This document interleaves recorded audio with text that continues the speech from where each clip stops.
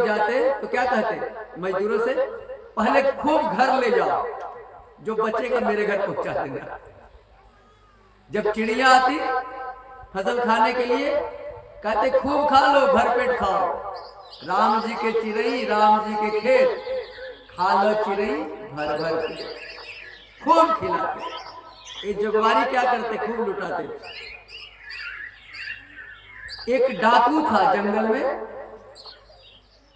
काली मां से मन्नत किया था कि बेटा होगा तो आदमी का बलि देंगे, नर बलि। संजोग से बेटा हो गया। अब उसी जड़ भरत को पकड़ के ले गया कि काली जी को बलि देंगे। एकांत में वही मिल गए खेत में। जड़ भरत जी को स्नान कराया गया, बढ़िया बढ़िया कपड़ा पहनाया गया। आज जब बलि देने के लिए डकैतों ने कहा सर झुकाओ, काटेंगे, तो जड़ भरत बोले ये क्या करोगे भैया, ये तो गलत बात है।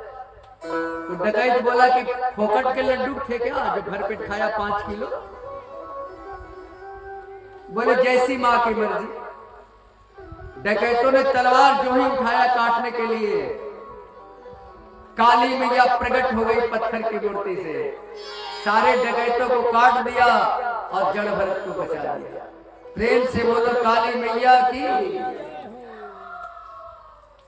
तब काली मां जड़ भरत से बोली बेटा कम से कम थोड़ा अपने बारे में भी तो सोच। जड़ भरत बोले कि जिसकी मां इतनी ताकतवर हो तो बेटा क्या सोचेगा, तुम तो हमारी रक्षा करती ही हो।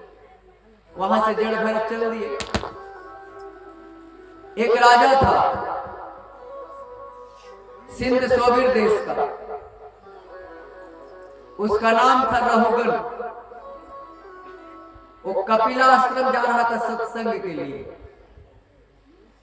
इक्षुमती नदी के किनारे एक कहार की तबीयत बिगड़ गई, पालकी पर जा रहा था।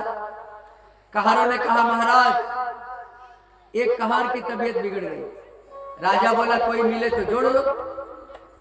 अब वही जड़ भरत मिल गए, कहारों ने उस मुनि को जोड़ लिया। अब तो महात्मा जो होते हैं ना,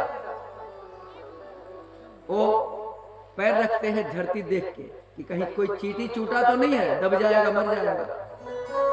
एक दो चूटा दिखाई पड़ा, जड़ भरत थोड़ा सा पैर आगे बढ़ाए, पालकी उछल गई, रहुगन को लगी माथे पर चटाक।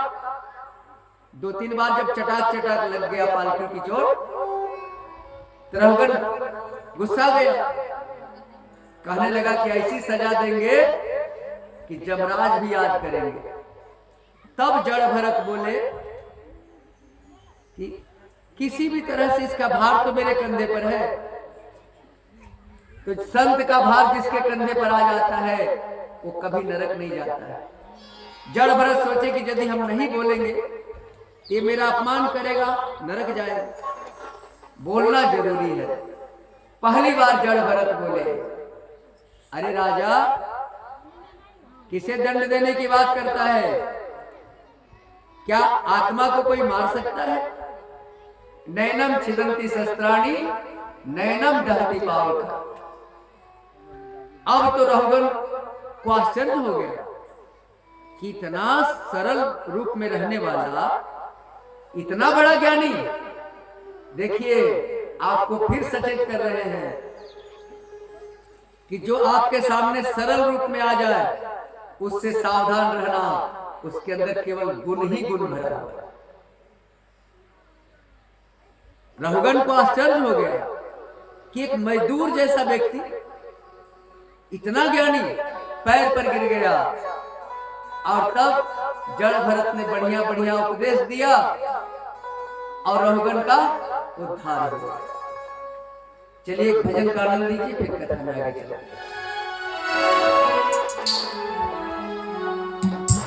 हेलो